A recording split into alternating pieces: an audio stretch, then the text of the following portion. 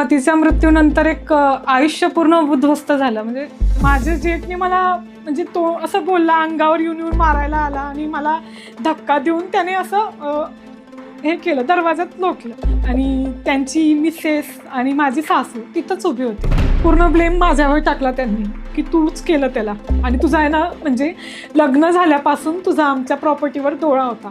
माझी मेंटली म्हणजे मी खूप डिप्रेस झाली त्यावेळेस. पोलीस अधिकारी कोणीही काही म्हणजे फक्त पैशांमुळे सगळं विकले जातं, ते तसंच झालं की वकील सुद्धा त्यांनी ॲडजस्ट केले फक्त आणि फक्त प्रॉपर्टीसाठी. हवा मला धमकी द्यायची की तू सही कर आणि सही करायला ये, आम्ही जिथं सांगतो तिथं सही करायला यावं लागेल, नाहीतर तुला गोत्यात टाकू, तुला असं करू. बाई असते, एकटी बाई असते, तिचा नवरा गेल्यानंतर तिच्या मागे उभं राहणारं कोणीही नसतं.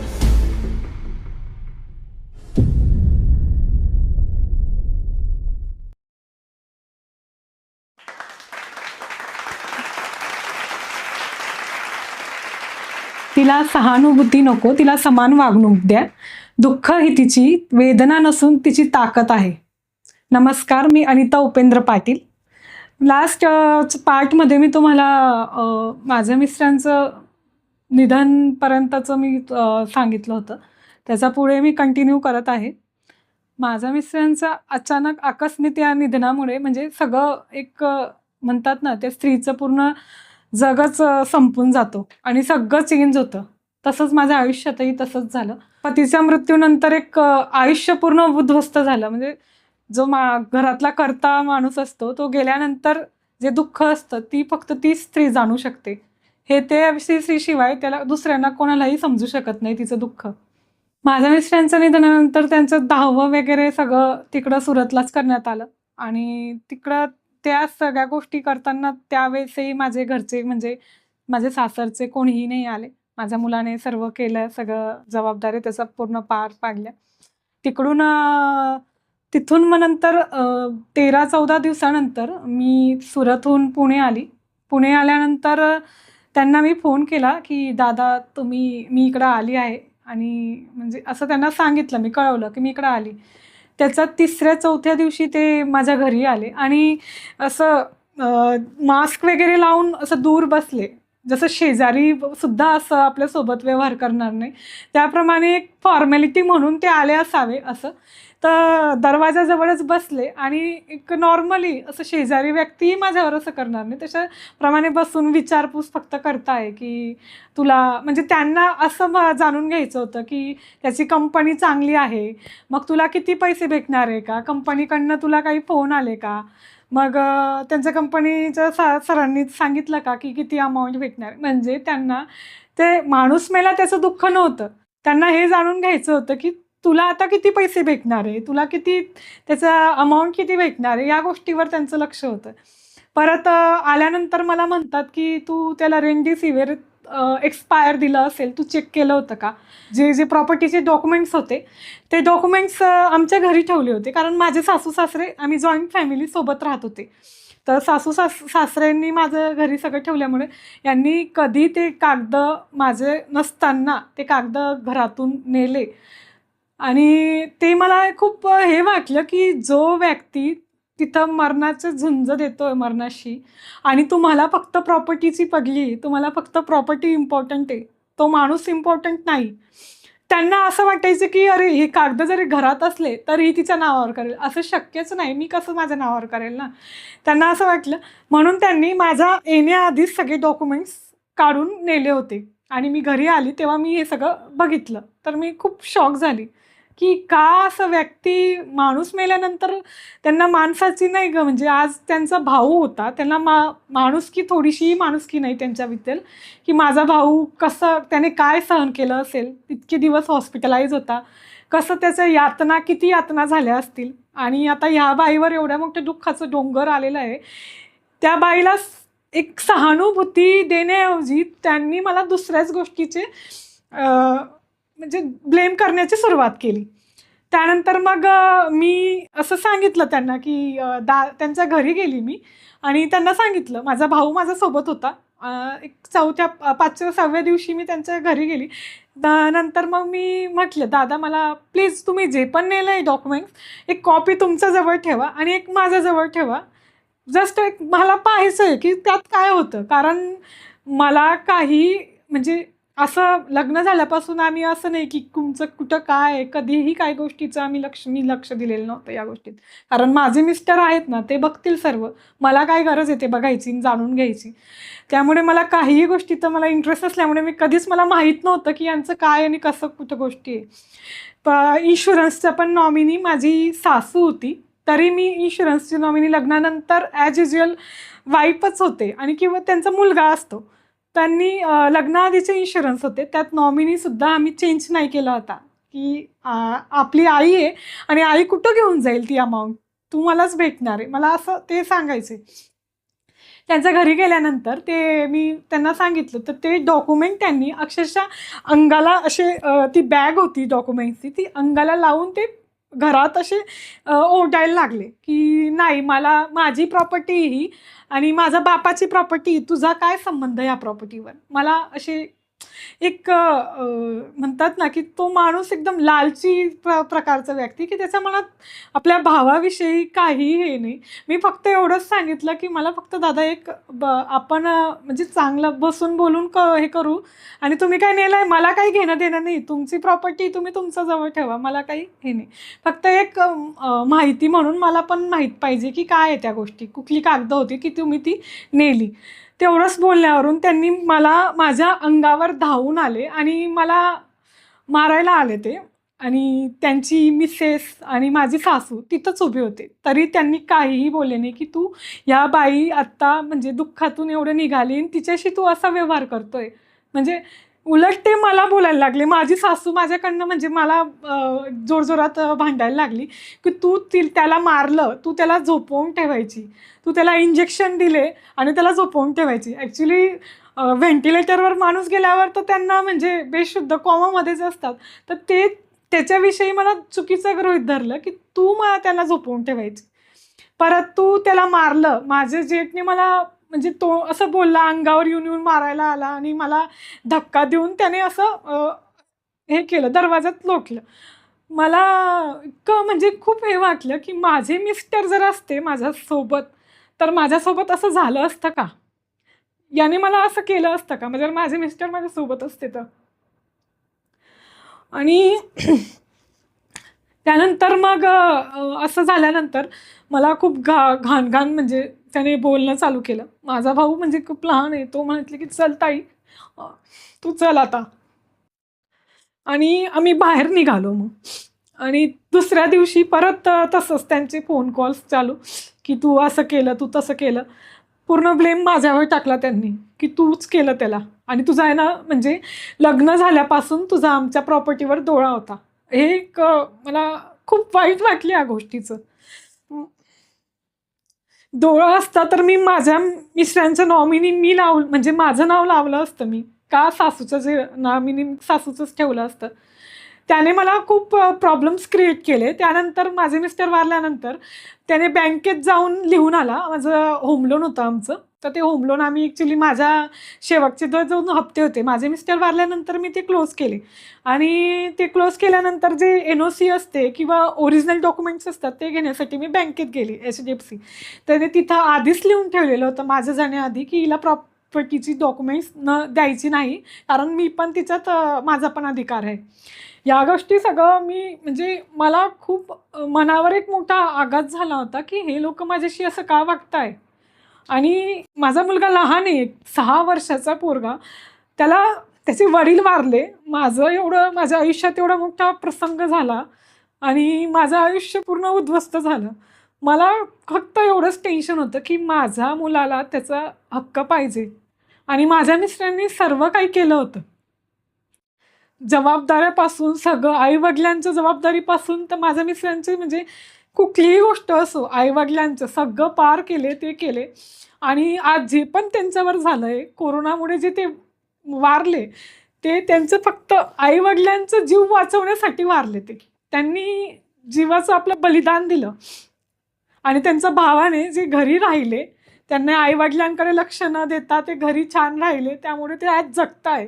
पण ज्या आज मनुष्याने आपल्या आईवडिलांसाठी जीवाचं पर्वा न करता हॉस्पिटल फिरून इकडं तिकडं लोन हे करून वडिलांचं सगळं क्रियाकर्म केलं आणि त्यालाच असं हे त्याच्याच बायकोला तुम्ही सगळ्या गोष्टीपासून म्हणजे बेदखल करताय. मला खूप माझ्यावर ह्या गोष्टीचा एवढा परिणाम, एकीकडे माणूस गेला माझा, त्याचं मला एवढं म्हणजे आघात होता माझ्या मनावरती, आणि दुसरीकडे ह्या लोक मला अशी वेगवेगळ्या गोष्टीने त्रास देत आहे.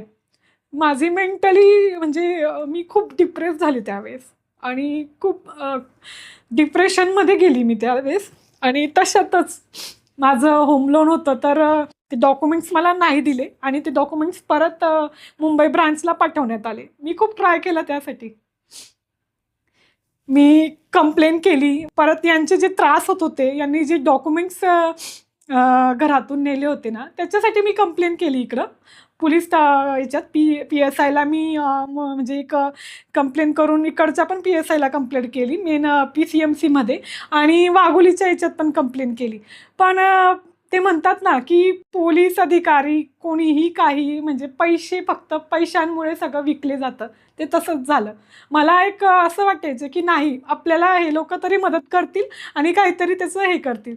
मग मी ती कंप्लेंट टाकल्यानंतर त्यांनी मला म्हणजे फोन केला, त्या PSI त्यांनी, की ही प्रॉपर्टी तुझी आहे का म्हणे, तुझे कागद नेले का त्यांनी, मला असे प्रश्न त्यांनी विचारले.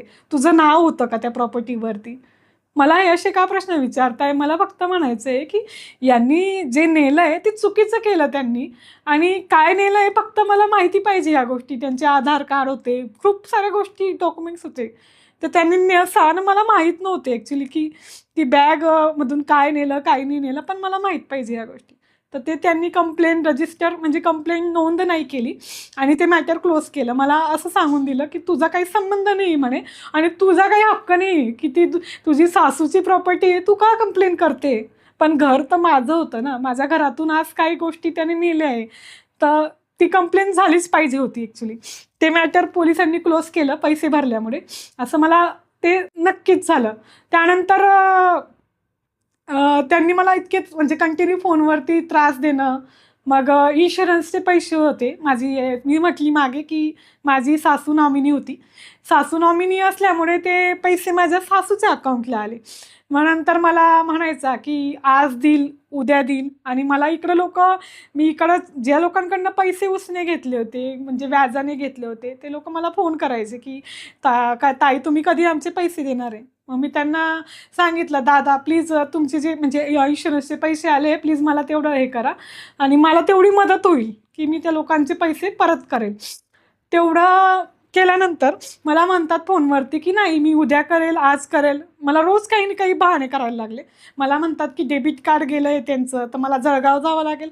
जळगावला गेल्यानंतर मग परत मला हे डॉक्युमेंट ठरवलं आहे, मग आई जाऊ शकत नाही, असे त्यांनी बहाणे चालू केलं. मी समजली की यांच्या मनात मला पैसे द्यायचे, आता त्यांची नीती फिरली पैशांवरती आणि त्यांची इच्छा नाही द्यायची.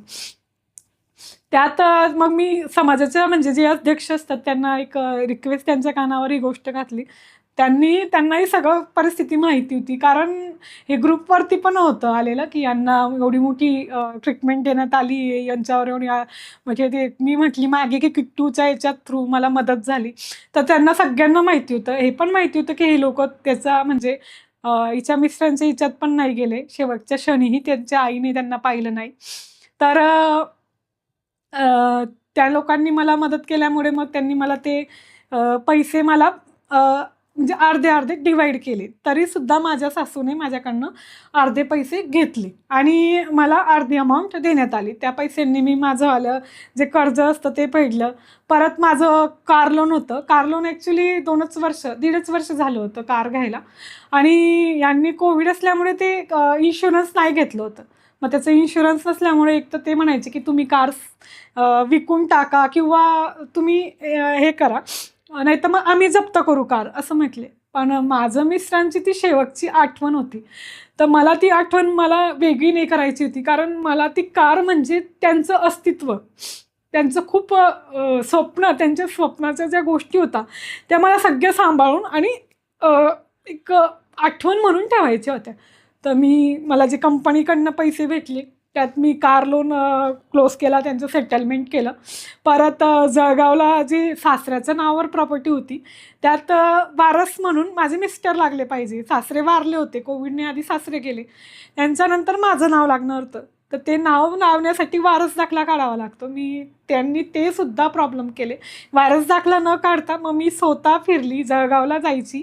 मग मी इथं माझी सासू म्हणजे जेव्हा 20 दिवसाचं जे रिच्युअल असतात ते करण्यासाठी मी माझ्या सासूला फोन केला होता की आई तुम्ही आता म्हणजे एकदा तरी त्यांचं जे काही आहे ते जे करावं, तर त्यांनाही बरं वाटेल. तसं मी फोन केल्यानंतर ते मला फोनवर म्हणतात की माझी BP लॉ झाली आहे, मला चक्कर येत आहे आणि मी नाही येऊ शकत, तू करते.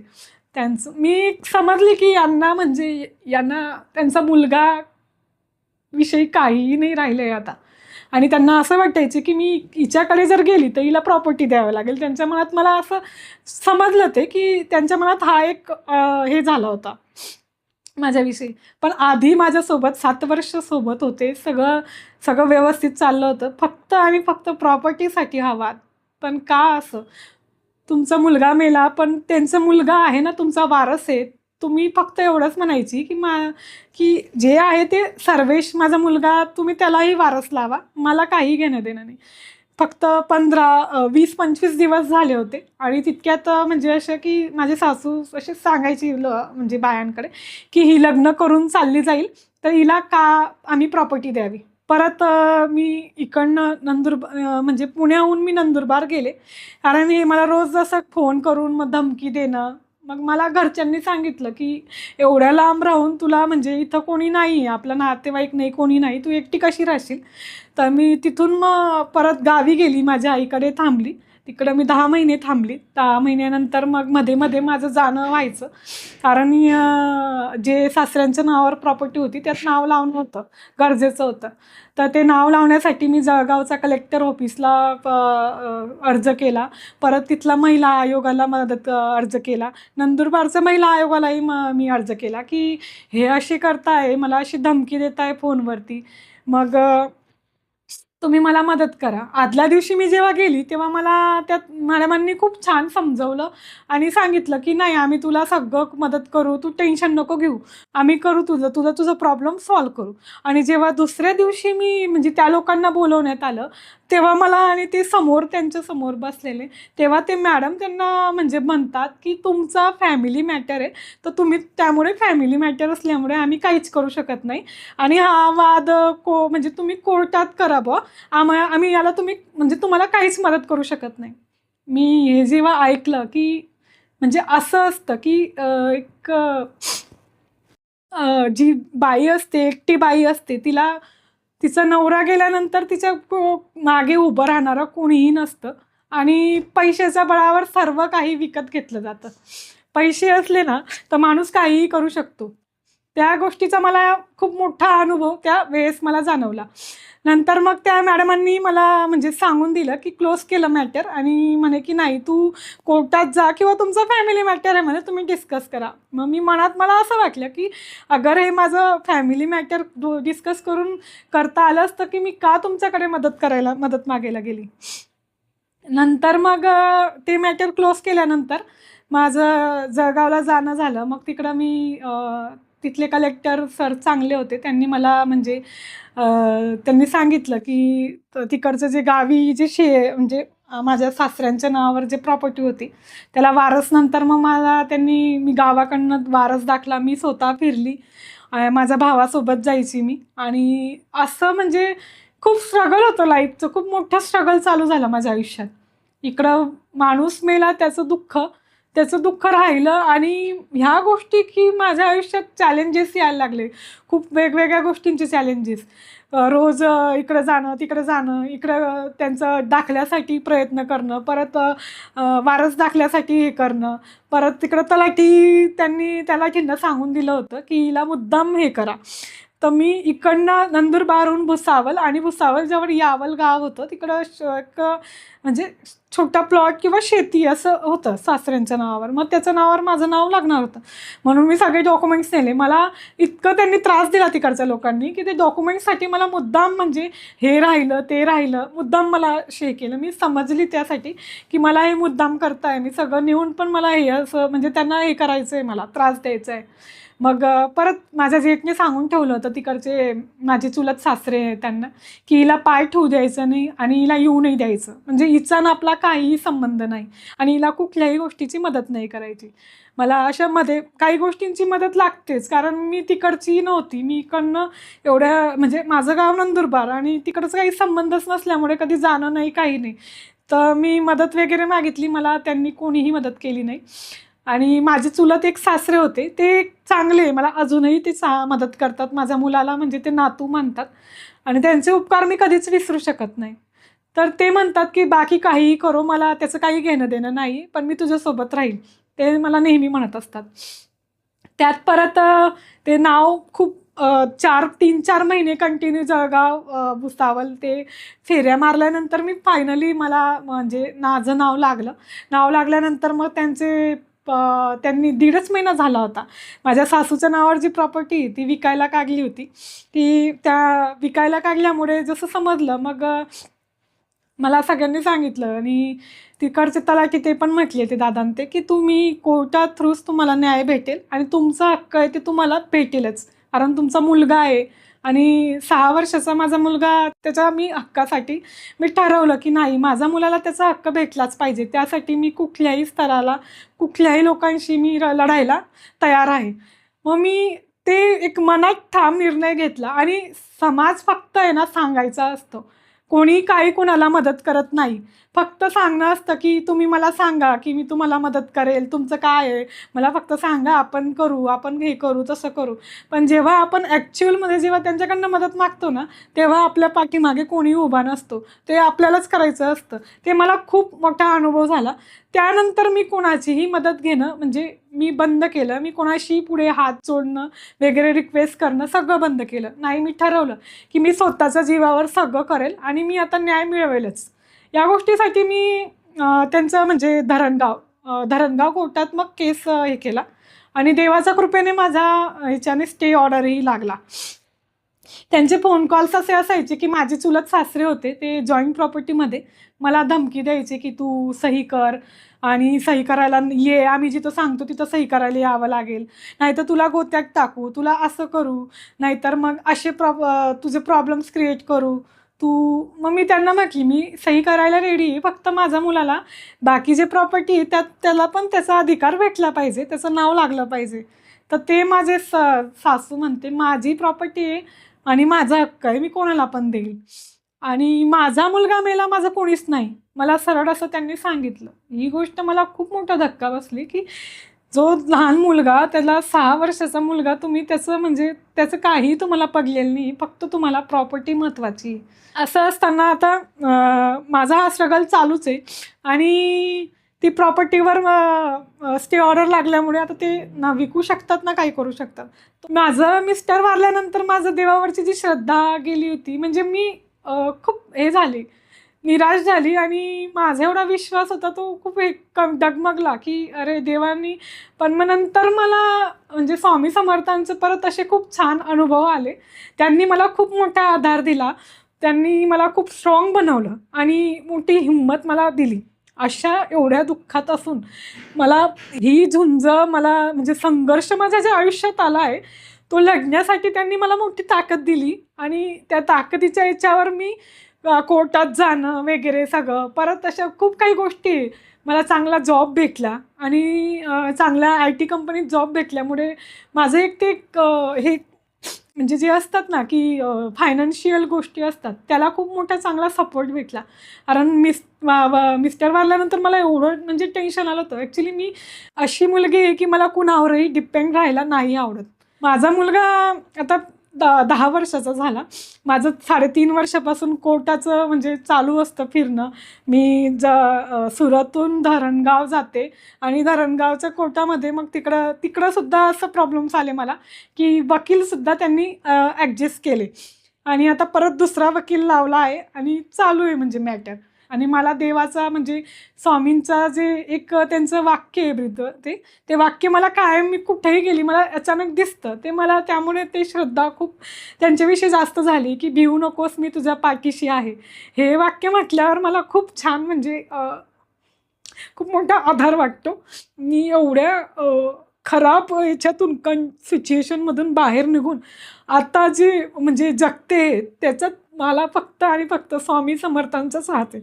आणि जे पण माझ्या आयुष्यात जे खूप चांगल्या गोष्टी झाल्या, माझी आई मला म्हणते की एक गोष्ट वाईट झाली पण दुसऱ्या गोष्टी तुला देवाने दिल्या, दुसऱ्या गोष्टी तू करते. तू आज एवढ्या मोठ्या म्हणजे याच्यावर जॉब करते, सगळं फायनान्शियल तू स्टेबल आहे.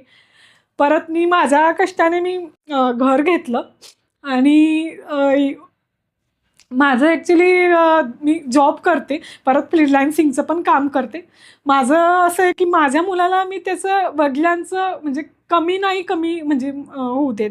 त्याला जे चांगलं एज्युकेशन असो सगळ्या गोष्टीसाठी मी स्वतःचं खूप मेहनत करते. माझं कंटिन्यू म्हणजे 14-14, 15-15 तास मी काम करते, कारण होम लोन आहे आणि मुलाच्या शिक्षणाची जबाबदारी. आणि माझ्या मिस्टरांचे जे स्वप्न आहे किंवा म्हणजे आमच्या दोघांचे स्वप्न आहे मी पूर्ण करेल आणि माझ्या मुलासाठी मी जिद्दीने लढेल. आणि त्याचं जे हक्क आहे त्याचा हक्क भेटल्याशिवाय मी आता म्हणजे हार नाही मानणार. जो आयुष्यात माघार घेत नाही तोच खरा विजेता ठरतो. आणि आयुष्यात कितीही मोठा धक्का दिला आयुष्याने, तरी त्या धक्क्यातून सावरून जोमाने उभं राहायचं आणि जग जिंकण्याची तयारी ठेवायची.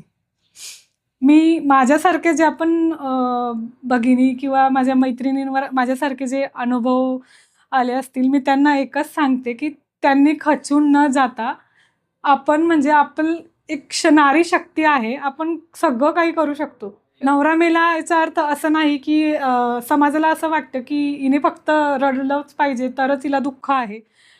हिने कुंकू लावला किंवा तिला कुठल्याही गोष्टीत कुठल्या देवाच्या गोष्टी असो, कुठल्या म्हणजे मंदिरात जायचं असो किंवा धार्मिक विधी असतात, त्या विधीत तिला मान भेटत नाही, कारण तिचा म्हणजे कपाळावर कुंकू नसतो.